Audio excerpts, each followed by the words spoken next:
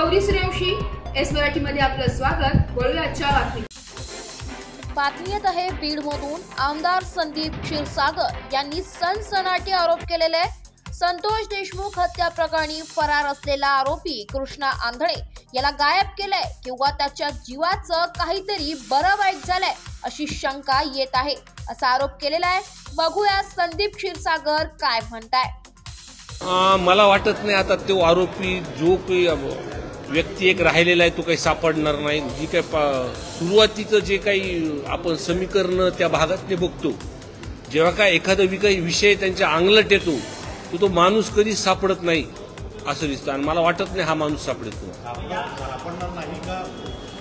जे काही झालं असेल त्याच्यासोबत ह्याच्या आधी सुद्धा अशा काही गोष्टी झाल्या।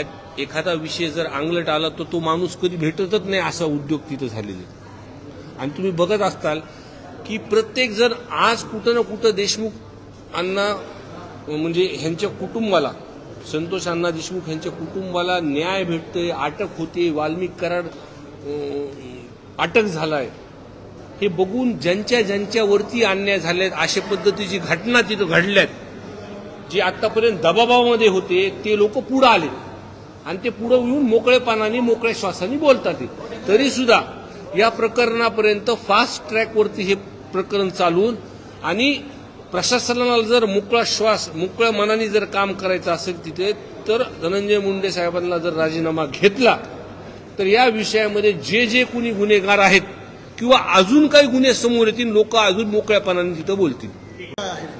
माझा संशय आहे, जर हे बघा एखाद्या व्यक्तीला पोलिसांनी पकडायचं ठरवलं की तो 24 तासात सापडतो, 24 तासात सापडतो। काहीतरी घातपात त्याच्या जीवाशी झाला असेल मला असं वाटतं। Bureau report, S Marathi news, Beed. अशाच नवीन ताज्या घडामोडी जाणून घेण्यासाठी आमच्या एस मराठी न्यूज चॅनलला लाईक करा, शेअर करा, सबस्क्राईब करा आणि बेल आयकॉनला क्लिक करायला विसरू नका।